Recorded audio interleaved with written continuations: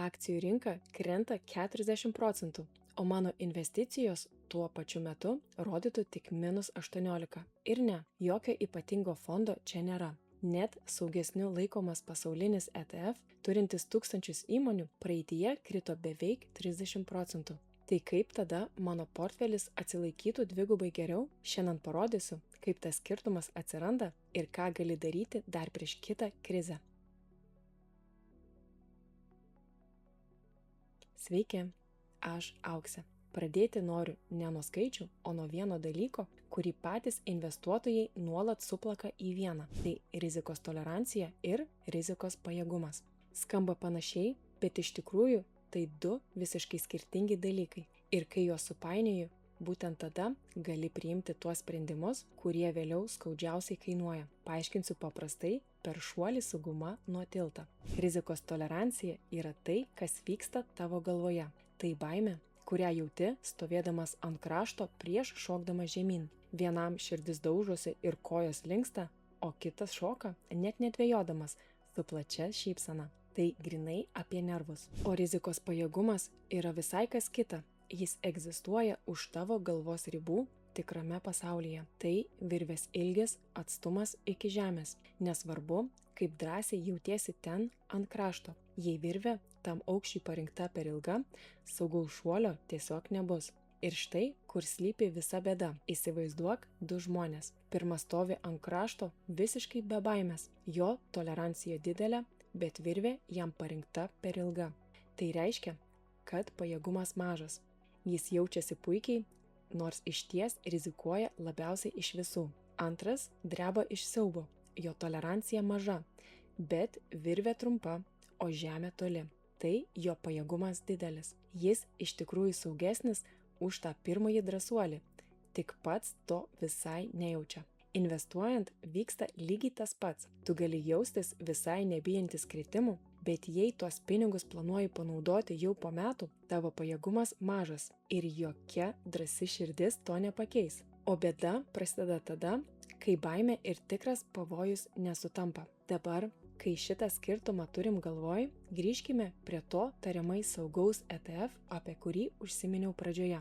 Jei terminas ETF tau naujas, įsivaizduok jį kaip bilietą ne į vienos grupės koncertą, o iškart į festivalį su 100 grupių. Užuot statęs viską ant vienos grupės, kuri tą vakarą gali ir neatvykti, tu vienu pirkimu gauni galimybę pamatyti 100 pasirodymų. Ta principą ir vadina diversifikacija arba tiesiog rizikos išskaidimu. Ir tas rizikos išskaidimas tikrai veikia, bet tik prieš vieną rizikos rūšį. Jei viena grupė neatvyksta, festivalis toliau tęsiasi, groja visos kitos. Bet jei atšaukiamas visas festivalis, tuščios lieka visos scenos, kad ir kokie geri būtų tavo mėgstamiausi atlikėjai. Štai keli skaičiai, kad tai nebūtų vien tušti žodžiai. Pažvelkime į S&P 500, o tai 500 didžiausių JAV įmonių krepšelis, kurį daug kas naudoja kaip visos rinkos nuotaikos matuoklį. Per 2008 metų finansų krizę jis nukrito beveik 57%, o 2020 kovą, prasidėjus pandemijai, per kelias savaitės smuko net 34%. Net tas pats saugiu laikomas pasaulinis fondas, kurį minėjau pradžioje, tais laikais krito beveik 30%. Iškart noriu tave nuraminti, kad neišsigastum. Kiekvienos krizės priežastis ir aplinkybės buvo skirtingos, todėl tiesiogiai lyginti jų su šia diena tikrai nevertėtų. Bet vien žinojimas, kas apskritai yra įmanoma, keičia požiūrį į patį žodį, kas yra saugu. Nes jei krenta visa rinka, kris ir plačiausiai išskaidytas fondas. Tik tikėtina švelniau nei viena vienintelė akcija. Ir čia tu gali pagalvoti, na gerai, rinka krenta, bet juk tai tik procentai, laikui bėgant portfelis tikėtina, kad atsistato. Teisingai, bet procentai apgauna, nes vienas ir tas pats procentas skirtingai skauda, priklausomai nuo to, kokį portfelį jau esi susikaupęs. Paskaičiuokim kartu. Turi 1000 eurų portfelį ir jis krenta 30%. Tai reiškia minus 300 eurų. Nemalonu, bet būkim atviri. Dėl tokios sumos naktimis tikėtina neprabusi.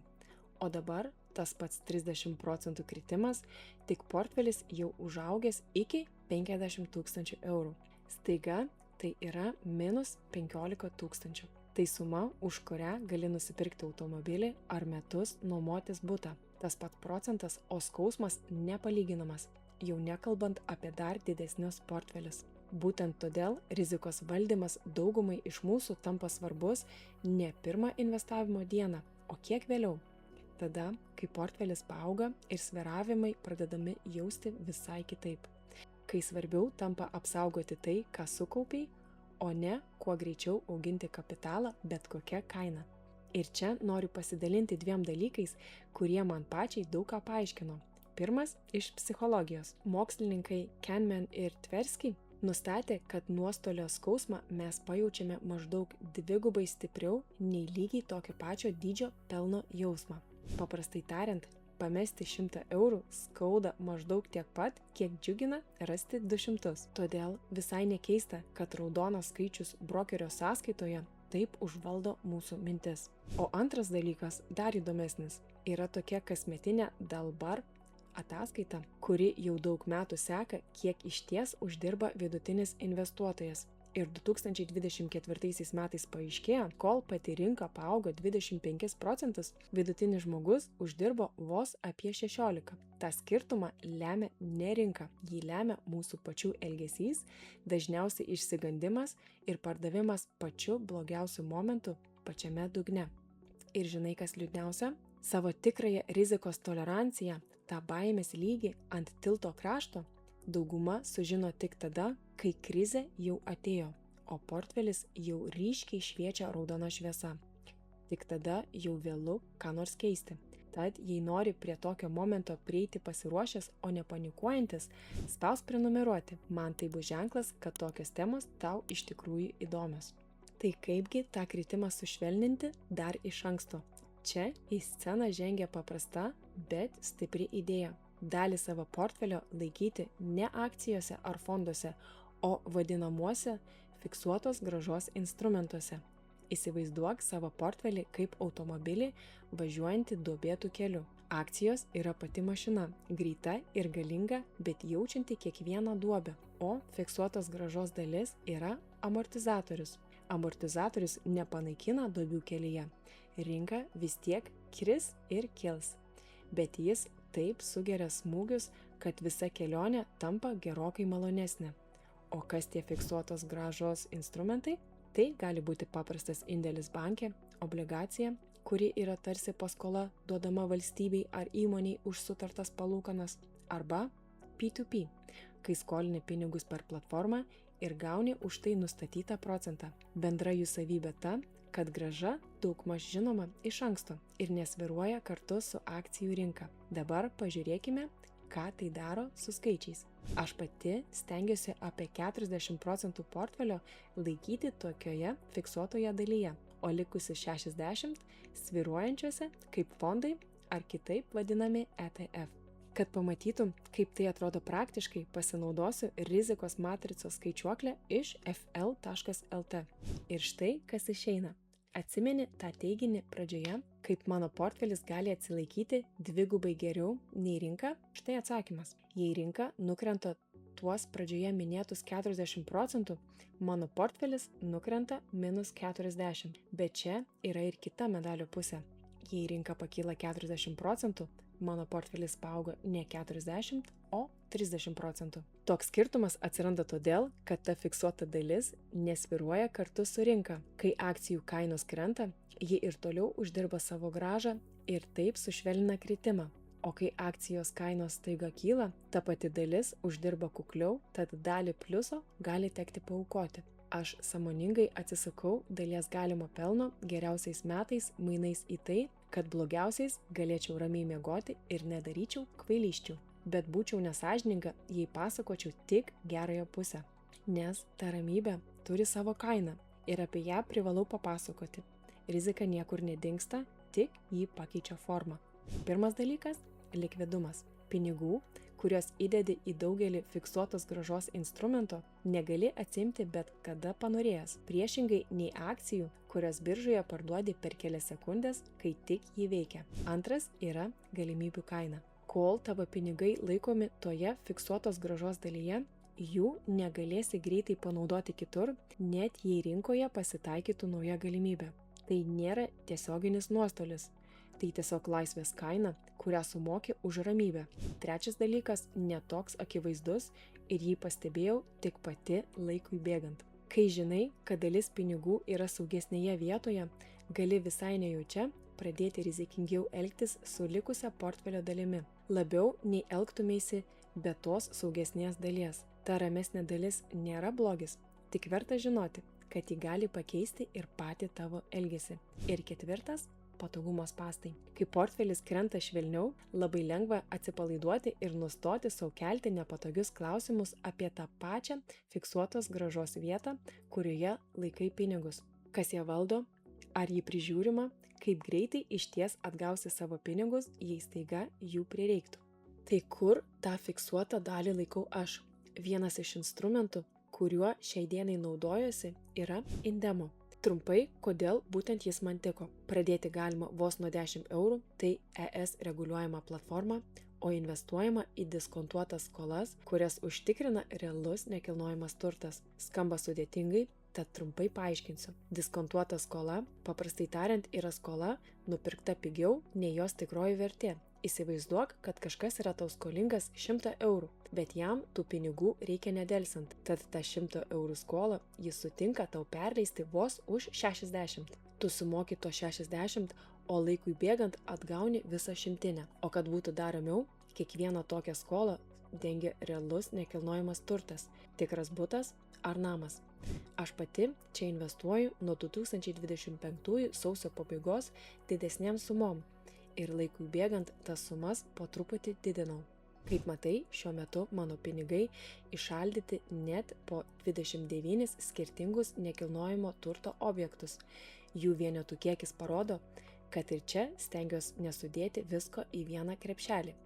Ir jei tu, kaip ir aš kažkada, tik nedrąsiai žvalgaisi ir galvoji, kad investavimui būtinai reikia didelių sumų, tai būtent tas 10 eurų slengstis Indemo platformoje yra puikiai priežastis tiesiog pabandyti. Ne dėl pelno, o tam, kad palengva apsiprastum su pačiu jausmu ir savo akimis pamatytum, kaip visa tai veikia iš vidaus. Tad nuorodą palikau aprašyme. Bet, kaip minėjau, kiekvienas instrumentas turi ir kitą pusę, kurią būtina pažinti prieš pradedant, tad pakalbėkim apie ją. Pirma, vienos tokios skolos susigrąžinimas paprastai trunka nuo 18 iki 24 mėnesių.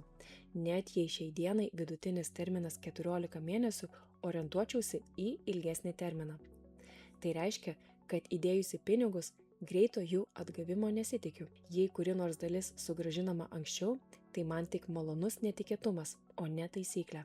Antra, ir tai yra svarbu, šiuo metu čia dar nėra vadinamosios antrinės rinkos. Paprastai tariant, jei pinigų staiga prireiktų anksčiau laiko, aš jų taip lengvai neišsiimčiau. Tiesa, visai neseniai, Liepos pradžioje, Indemo pristatė funkciją, rodančią portfelio vertę realiu laiku. Ir pati kompanija tai vadina pirmų žingsnių link tokios antrinės rinkos, kurią žada dar šiais metais įvesti. Bet kol kas tai tik planai, o ne esama galimybė. Trečia, čia yra koncentracija. Kalbame apie vienos šalies ir vieno sektoriaus riziką. Tai Ispanijos nekilnojamas turtas. Viskas sutelkta į vieną vietą ir vieną turto rūšį. Tai irgi reikia turėti mintyje. Ketvirta, dėl grąžos noriu būti visiškai sąžininga.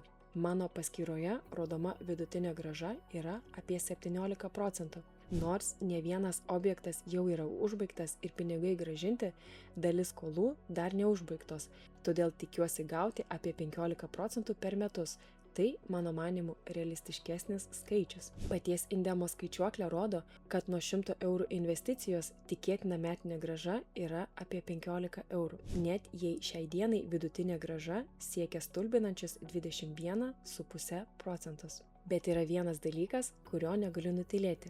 Ši grąža nėra garantuota taip, kaip tarkim indėlis banke. Tai vis dėlto skola, kurią įmonė turi grąžinti, tad teoriškai dalis jos gali būti ir negrąžinta arba sugrąžinama vėliau nei planuota. Būtent todėl ir svarbu suprasti dar vieną rodiklį. Jis parodo, kiek čia esama apsaugos. Mano paskyroje matosi toks skaičius pavadintas LTV, kurio dydis yra apie 58 procentai. Jis parodo, kiek investuoti pinigai sudaro palyginus su viso to nekilnojamo turto verte. Skaičiuojam paprastai, jei mano dalis yra 58 procentai turto vertės, vadinas, tas turtas turėtų atpigti maždaug 42 procentus, kol apskritai kiltų reali grėsmė mano pinigams. Kuo šis skaičius mažesnis, tuo saugiau. Kai visą tai sudedu į vieną, tokia rizika man asmeniškai yra priimtina, bet tai tikrai nereiškia, kad ji tinka visiems ir tik tu pats gali nuspręsti, ar tinka ir tau. Ir jei toks ramesnis kelias tau pasirodė įdomus, kaip tik dabar yra puikia proga. Visą Liepos mėnesį Indemo švenčia gimtadienį ir kiekvienam iškart grąžina dalį investuotos sumos. Tai vadinama cashback. Priklausomai nuo to, kiek investuoji, atgauni nuo 3 iki 5 procentų. Tarkim, investavus 100 eurų, 3 eurai grįžta tau iškart. O 3 daugiausiai per šį laikotarpį investavę žmonės atgauna dar daugiau, iki 7 procentų. Nuorodą ir visas sąlygas palieku aprašyme. Bet, kad ir kurį instrumentą galiausiai pasirinktum, noriu, kad iš šio epizodo pasiimtum vieną vienintelę mintį. Tas skirtumas tarp -40 ir -18, nuo kurio pradėjau, atsiranda ne savaime. Rizikos valdymas nėra būdas riziką panaikinti. Tokio mygtuko tiesiog nėra. Tai tiesiog sąmoningas pasirinkimas, kurią riziką sutinki prisiimti, o kurios atsisakai. Ir mažas žingsnis, kurį gali žengti jau šiandien, yra tiesiog savo atsakyti į vieną klausimą. Kokį minusą savo portfelyje galėtum pamatyti ir vis tiek ramiai miegoti. Bet čia atsiranda ir kita problema. Tarkim, tą ramesnę dalį jau susidėliojai ir galima vertės kritimą susišvelninai. O kas tada, kai rinka iš tikrųjų nukrenta ir prieš akis atsiveria tos progos pigiau nusipirkti vieną ar kitą aktyvą? Kaip suprasti, kada ta akimirka tikrai atėjo, o kada tik atrodo, kad atėjo? Būtent apie tai, kaip aš pati ruošiuosi krizei ir laikau tam skirtą galimybių rezervą, žingsnis po žingsnio, pasakoju epizode, kurį matai ekrane. Spausk ant jo, susimatysim ten ir iki kito karto.